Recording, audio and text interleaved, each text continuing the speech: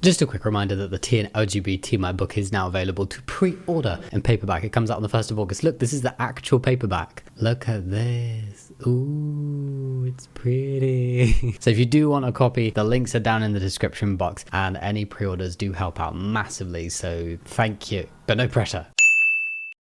Hey Spuds, it's Jamie. Welcome back to another video. First video on the channel. I don't know, but welcome either way. I'm very glad to have you here. And today we're kind of doing an AITA and Am I the Butthole video, but technically entitled parents. So specifically parents who are being buttholes, and we're going to have a look at some posts, some scenarios, and have a chat about them together. Are you ready? I'm not waffling on this one. We're just going to get straight into it. My own entitled parents made me listen to 4 hours of online preachers in the effort to cure my gayness. FML. Oh. I mean, if this were an AITA in any kind of way, then the parents definitely get the badge of you are the butthole. What the from there? You are the buttholes. Wow. Made me listen to 4 hours of online preachers in the effort to cure my gayness. That's just horrendous. I honestly hate the concept that there's any kind of conversion therapy or attempt at trying to do conversion therapy in any way, whether it's religiously motivated or not. I just think it's awful. It doesn't work, and all you're gonna do is hurt people. You cannot cure being LGBT+. It's so bizarre, and I'm really sorry to anybody that experiences this. You don't deserve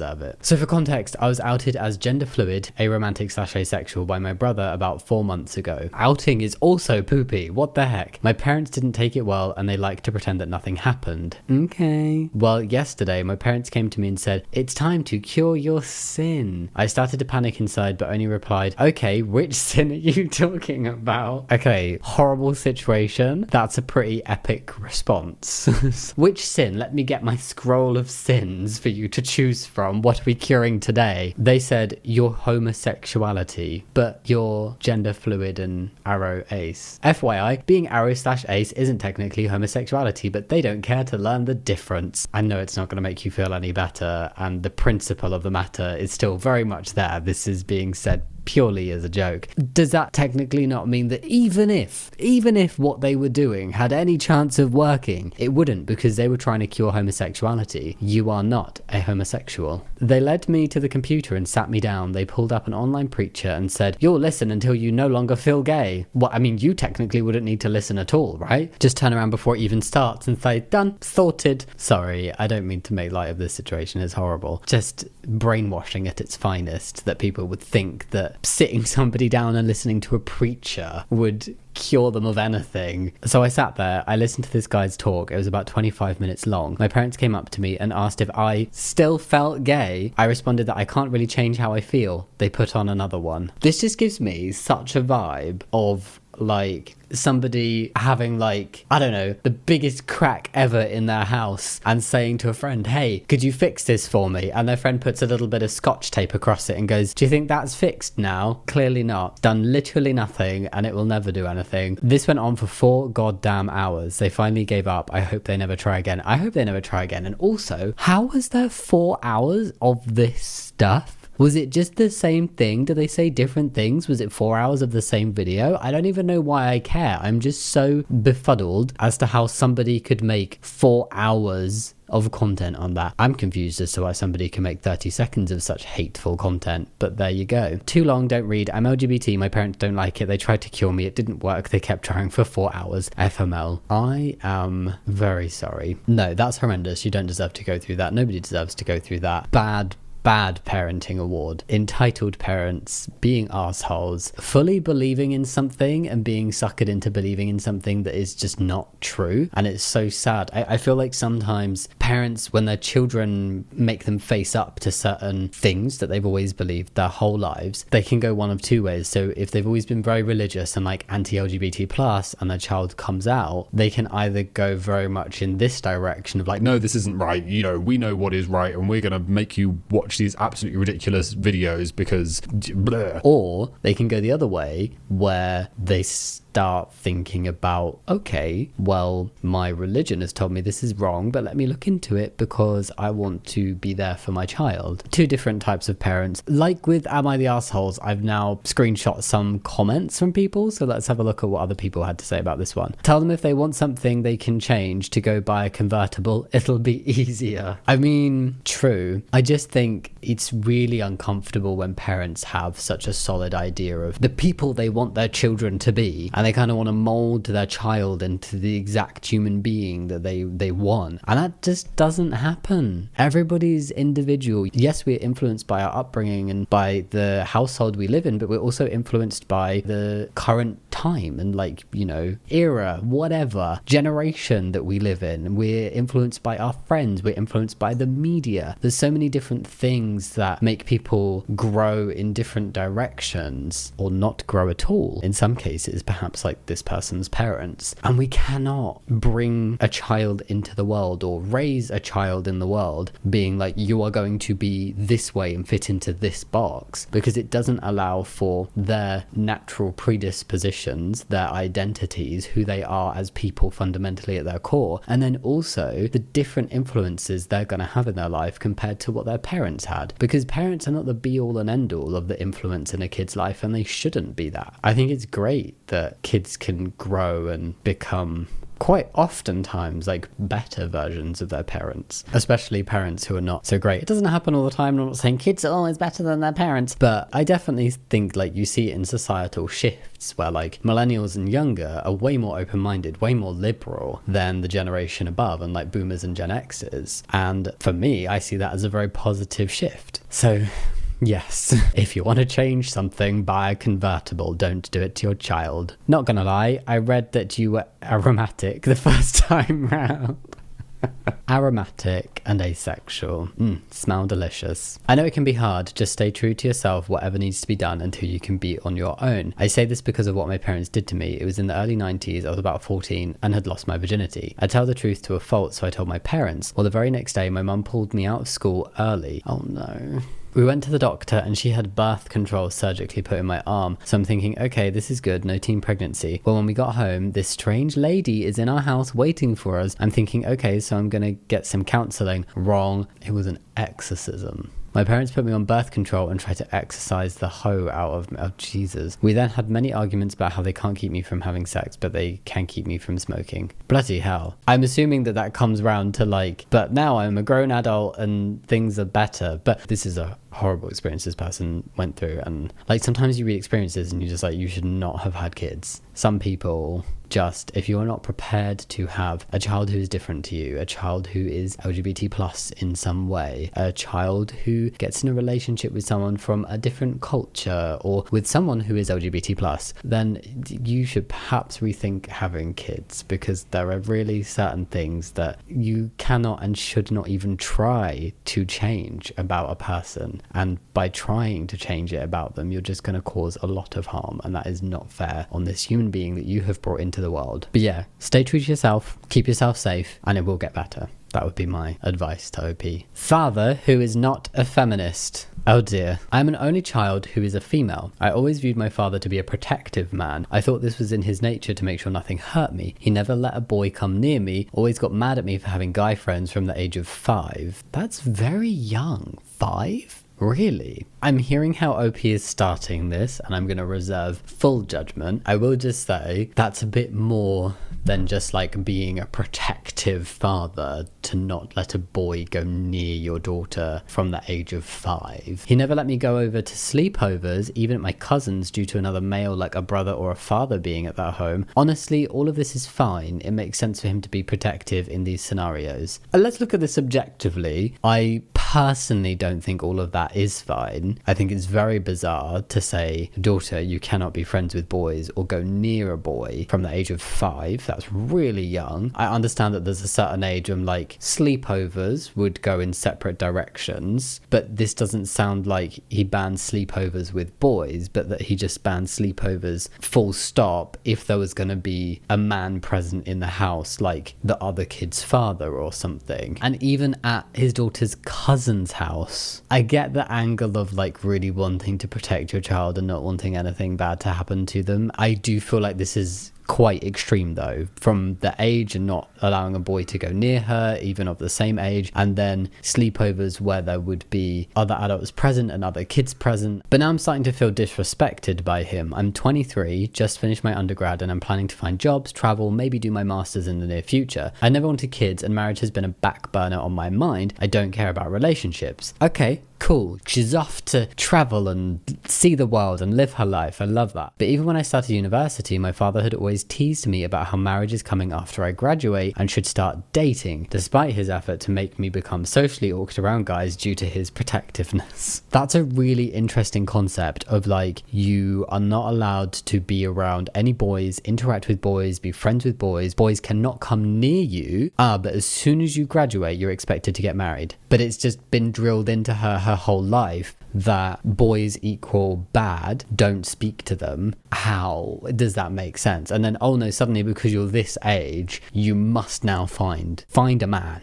I don't like it when he would say my marriage timeline is coming up, but I kind of just thought it was because that's what most people do in their late 20s is get married, so I ignored my anger towards him at that time. I think it's a very frustrating thing to hear though, and it's something that I feel like within a lot of cultures, certain people, and more likely in some generations rather than others, blah blah blah, it's something that is directed towards women a lot, of this whole like, you're getting on, you need to get married, you're getting too old, the biological clock stuff, like you need to find yourself a man and settle down. There's not the same pressure put on men within society to do the same thing. And so I feel like OP has really got one of those very traditional fathers, and it's not just protective and it's not just overprotective. But after graduation, I've realized that none of my successes have seemed important to my father because as a woman, I'm born to serve a man and birth his children. How can you, for the entirety of your child's life, be like, I'm protecting you, I want to protect you, I'm here as your protective father, and then be like, I want nothing for you other than to be bossed around by a man and birth his babies? How is that even being a protective parent?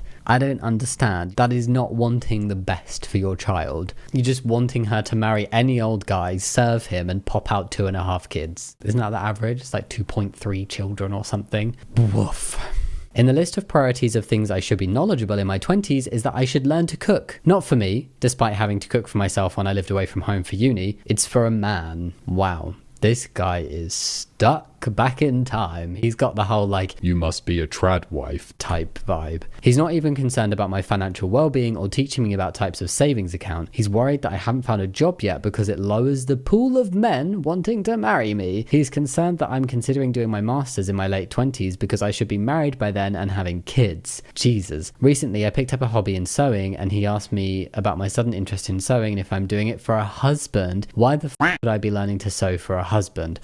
Him. That's really extreme. Just thinking that anything you need to do, anything that you might like, anything that you might currently be learning about doing, anything you might do in the future, all needs to be under the mindset of this is so I can best serve a man. Don't go around calling yourself a protective, loving father if all you envisage for your daughter's future is her literally serving another man and having children. That is not the be-all and end-all of anyone's purpose in life, and that is very anti-feminist, and that is a very misogynistic mindset, and it's very stuck in the 50s of like, women must be stay-at-home mums cooking the roast dinner for the man coming home and serve him and the children, and that is her life and her life purpose. I honestly hate these kind of opinions. Like, that must feel so degrading and just so deflating as this man's daughter to have these ambitions and these life goals and be doing your own thing and having your independence and going to uni and wanting to get your masters and having hobbies for yourself, and all of your successes be seen as nothing because they are not benefiting a man in society. No, this dad can get in the bin. Some comments. A father pitching a fit because his 5-year-old has a friend who's a boy is not a cute story about a loving, protective dad. Yes, it's quite unhinged. I feel like you're at the cusp of being hit with the reality that your definition of normal parental behavior is skewed. It's going to be rough and I don't envy you, but the truth is your dad's behavior has always been misogynistic and controlling. Yes, I kind of got that vibe from the first paragraph, and then OP said, this is all fine. And I'm like, I don't think it is. Oh dear. It's never nice to watch somebody somebody come to a realization that their parent or a close loved one in their lives that they've looked up to and felt protected and loved by is not actually that protective, loving figure, and they've always had ulterior motives that have been morally bad. I don't envy OP either. I hope that they come out the other side of this journey like taking back their power and their independence, and they live life for themselves. Well, seems you have a father of 3 generations back. Low-key, he cares and loves you, but he only learned that set of scenarios. Think of how Plato's cave worked. Everyone is in a cave with shadows of the world being projected. Your father has a really old and bad one. All I can say is seek success for yourself. Try not to keep too many bad feelings about your father, because from experience, you're the one who is going to suffer the most, but he as well of you care. It's tricky ground to tell people to go either way. It's like, yes, go live your life for yourself and like put yourself as the priority and seek success, hobbies, jobs, a social life that is for you. But the whole like try not to keep too many bad feelings about your father, because from experience you're the one who is going to suffer the most. I think that mindset, depending, because like we've only got a snapshot here of what that is like. I wouldn't be advising somebody to be forgiving, but I also wouldn't be advising somebody to cut off entirely. I would advise somebody to go live their life and do it how they want to do it. And if the parent or person wishes to stay in their lives, then if they feel comfortable letting them to, that is their choice. I wouldn't advise on how somebody should feel though, because OP as well is probably coming to a very big realization about her dad, and I think it's a little unfair to be like, you're the one who is going to suffer the most. To me, if I was reading that, if I were OP, that would kind of scare me into feeling like I had to appease my father to keep him in my life in some way, and I'm not sure if that's like the best advice currently, but I wouldn't be giving advice that other way. That doesn't sit right with me for some reason. Maybe I'm wrong, but just that's my gut feeling on it. It's a shitstorm of a journey trying to break this kind of mindset, so it's probably not worth it. Seek your happiness on your own way, and if he truly loves you in his way, that should break him out of that mindset. If not, then there was never anything to be done. Oh, so this person is saying don't try and change him, because that's either going to happen on its own or it would never happen anyway. I think some people with like gentle encouragement, it can help, but it really depends on the individual circumstance and if somebody feels comfortable doing that and going on that educational journey with a person, because it can take a toll. Interesting. I'm struggling to get a gauge of this person's specific advice, because it's almost like I'll like try and keep him a little bit happy, like, you know, don't have too many bad feelings over him because it will hurt you the most, but then also don't try and help him grow because he won't.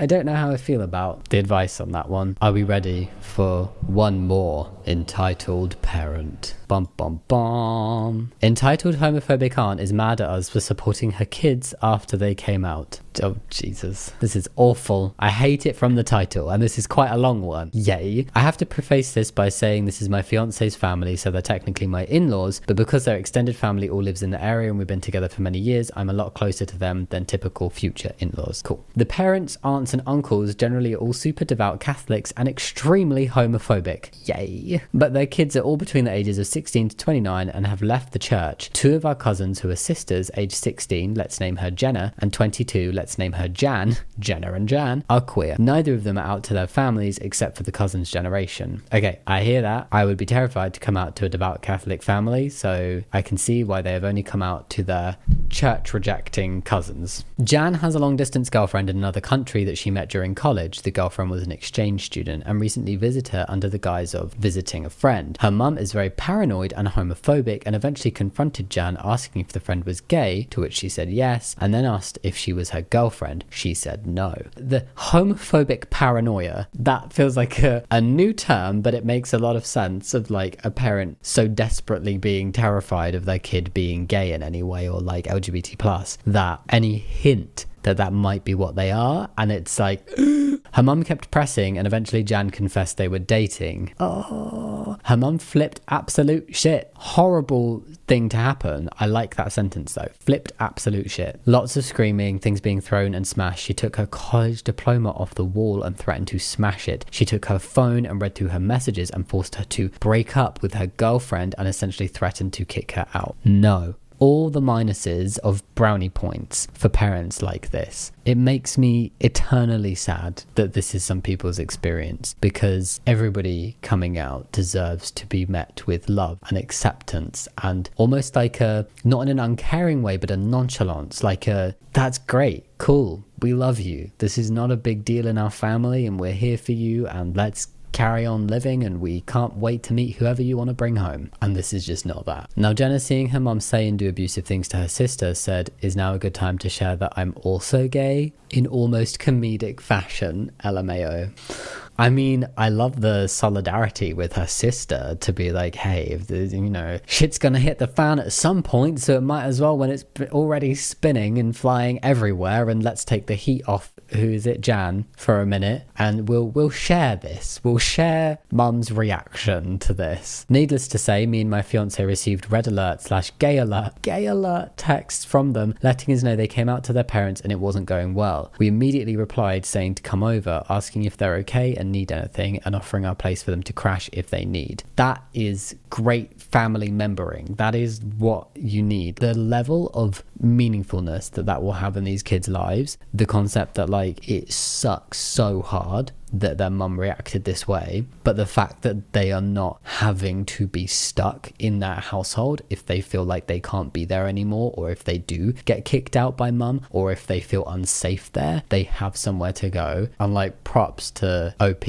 and fiance for offering this. They said yes, but were scared to come over of fear of making their mum even angrier than she already was, so they ended up not coming over. It's great that they knew they had that option if they really, really needed it. Fast forward to last night, we were about to watch House of the Dragon with my fiance's parents, and my future mother-in-law gets a call from said aunt telling her that she's mad at us for meddling in family affairs and encouraging them to run away. Oh, I'm sorry for offering your children a safe haven from your raging homophobia.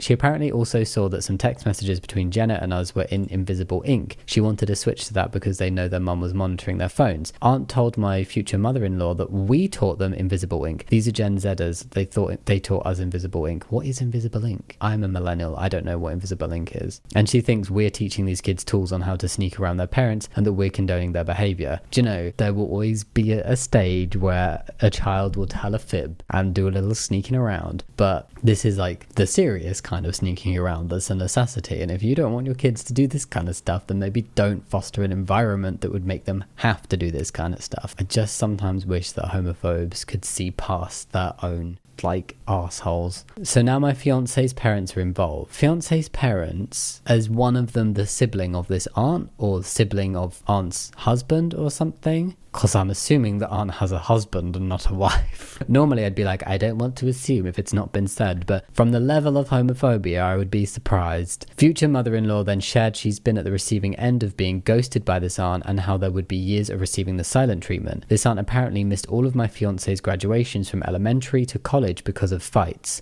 I'm assuming that future mother-in-law and this aunt are then sisters. She ended up crying because she doesn't want another conflict that would prevent her from seeing her brother. Oh, no, aunt's husband is future mother-in-law's brother. He's not been involved so far, as I can see. Right. Especially now because everyone's finally on good terms after all these years. She understands we were just trying to help, but now she's begging us to apologize. No. Apologize to this aunt and make amends just for the sake of keeping the family together. But then also just for the sake of your nieces to continue living in a household where they are receiving homophobic abuse. Really? That does not seem right. And also, where is her brother? Where is future mother-in-law's brother in all of this? I don't care. Honestly, I would not care about a relationship like that. If I were in future mother-in-law's position, I would also be messaging the kids and being like, hey, if you need any help, we're here for you. Because the path she's going down, if she helps the kids, it's the morally right thing to do to give them support, and they will still be in her life. She might lose her brother, but who gives a shit? I don't care about losing some homophobic arsehole from my life. If she sticks with the brother, she's losing the nieces. Either way, you're losing family because there's homophobia, so you may as well be on the morally correct side of the whole situation, which is to support the gay kids, you know? And we never apologize just for the sake of peace and keeping family together, because we stick up for what's right. And if family are acting like assholes, they're not really family. I don't care about legal things. I don't care about blood. If you don't treat me or the people I love with respect, and you are being horrible, you are not family. Yo, why do I suddenly have beef with an aunt-in-law? I'm not going to apologize for supporting our cousins after they went through a traumatic experience, and it's clear that fiance's mum is just trying to appease her sister-in-law to avoid conflict. But if we stand our ground, this could bring the extended family into another big fight, and they'll blame us for starting it. This could mean that my future mother-in-law could go months/years without seeing her brother, or our cousin Jenna might be forbidden from coming over or seeing us since she's still a minor.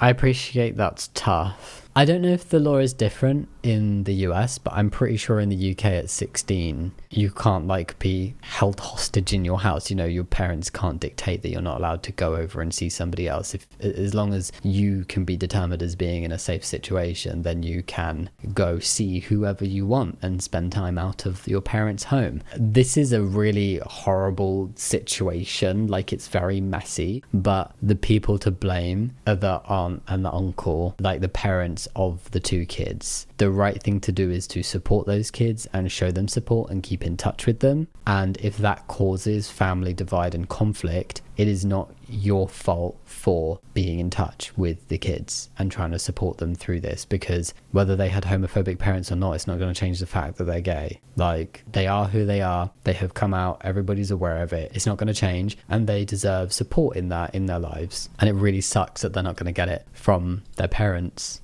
And their parents are even trying to stop them from getting it elsewhere. Like, that is just ridiculous. There is an edit on this. Edit, thanks for the words of support, everyone. It's really reassuring and helping us hang in there. Also wanted to add that fiance's parents are also homophobic, so this conversation/future conversations will be hard because they already have a bias. They agree with us providing a safe space for the cousins, but that's pretty much the extent of their support. They don't sound like they're as bad as the aunt and uncle, although sometimes when it's not directly within your household, people who are homophobic can seem like a little bit more accepting. My fiance is non-binary and not out to their aunts/uncles for this reason, so this whole situation has been pretty triggering for them. They came out to their parents years ago, but I think future mother-in-law and future father-in-law honestly suppressed that memory because their parents never mentioned it and constantly misgendered them. Oh, that's just messy. I hate it. I'm very sorry about this situation, but like, my biggest thing is I don't give a shit about homophobes and homophobes' feelings. I am going to support those kids. I'm going to support the cousins, nieces, I can't remember what I think they're cousins of OP and OP's fiance. I'm going to support them. I don't care about the conflict caused. I would struggle to have anything other than a surface level relationship with anybody who showed that kind of level of homophobia. Even the future parents-in-law, this sucks. I struggle with this, but I'm coming at this from like 13 years of life experience and going through several instances of people not being accepting and having to step back from certain situations and people because of their lack of acceptance, and just realizing that I am very capable of doing that. And yes, it hurts and I don't want to have to do it, but that's my personal stance in life, is if there's disrespect and there's just consistent disrespect and consistent hurt being caused, at some point I reach breaking point and that is it for me. And I'm like, I'm so done. If you are ready to grow one day, you can reach back out to me, but until that point, you are just bringing negativity into my life that I don't deserve to have. And I don't care if by title, blood, whatever the heck, you're family, you're not treating me how family should treat each other. So why should we stay in contact? Some comments. Nope. Repeat after me. We do not appease bigots or compromise our values for people who are filled with hatred. Period. The end. Send this as a text, word for word, to anyone who thinks they can tell you how to think, feel, or act. There is no room for pure hate anywhere in your heart, your house, or your lives. And don't ever let these hypocritical assholes call themselves Christian where you can hear it. Tell them that by doing the opposite of what Jesus said, they have become Antichrist. That's very beautifully put. What do they say? There's no hate like Christian love. I don't think that religion is an automatic gateway to being a bigot. I absolutely do not think that all religious people are bigoted, but I think there's such a huge portion of people who rely and hide behind their religion to be bigoted, and they think it gives them an excuse and they can get away with being assholes just because they're religious. And they've interpreted some very, very old words in a certain way that they feel they can get away with judging and being horrible to others. Yeah, I love that. We do not appease bigots or compromise our values for people who are filled with hatred. That's exactly it. Don't compromise on you. Don't disrespect yourself for that as much as you are able to. I know that in certain situations situations, we can't always do this. And particularly for younger people who are still living at home, it is very, very difficult. But if you are in a position where those people do not hold power over you and you are able to walk away, that is absolutely what I would do. And I would not be apologizing, and I would not be doing anything to appease any family members other than looking after those two cousins. You and your fiance did the absolute right thing. The aunt is a freaking horror show. Your fiance should talk to that, I think they use they them pronouns, their mum, about the importance of being a safe haven for abused people, because gay/not gay, she has been abusing them all their lives. And if her husband condones it, then your mother-in-law may want to rethink the importance of having a relationship with her brother, who had allowed his kids to be abused and did nothing to protect them. She would have her nieces in her life instead, and to my mind, that's better than a fair trade. I hear that. I think it's probably for people maybe with more experience of like devout Catholic families, or families who are religious and then also have these types of homophobic views, or just families who have these homophobic views, would know a little bit more about what else could go into the upbringing. I personally am not going to comment on that because OP has not really alluded to anything other than homophobia, which I think in of itself constitutes this kind of reaction of like mother-in-law and father-in-law should value more the nieces in their lives and looking after them than two bigots. But if they are also homophobic and not that great with things, then that could explain why they are protecting the relationships with the bigots over the relationship with the cousins. Messy. For f***'s sake, if the future mother-in-law doesn't have the balls to get around the aunt to keep contact with her own brother, that's 100% her problem. Yes, I do agree with this fundamentally, absolutely. I do also see that in certain circumstances, depending on what the aunt is like and how their relationship is like, if you piss off the aunt, then that automatically cuts ties with the brother, and it's not about circumnavigating her to get to the brother. From the mother-in-law's perspective, it would require the brother to circumnavigate his wife to stay in touch with his sister, which does not always happen. You and your fiance did great, OP. Please keep being a true family for your cousins. If there's anything like blessings in someone else's life, that's what you both represent right now. Yeah, seriously, like my biggest thing from this is it's a shit show and the family sound like a shit show. OP and fiance are doing a great job and are doing exactly what is needed, and I really hope that they don't back down from that and they're in a position where they can carry on showing support to Jan and Jenna, who absolutely deserve a safe haven and love and compassion. Yeah. And that was all the entitled parents for this episode. Wow. Wow, just wow, that was a lot. I think this is the first entitled parents I've done that's been a more kind of like am I the asshole style video, because before we've done like a lot of memes or like text exchanges between people and their parents. So let me know if you enjoyed this. I hope you did. Don't forget that my book is now available to pre-order in paperback, and pre-orders would really mean an awful lot. They do help towards book stuff, so that would be fantastic. I've left the links down below if you want to go check it out. And yeah, as always, thank you so much for watching. I'll see you next time. Much love. Bye.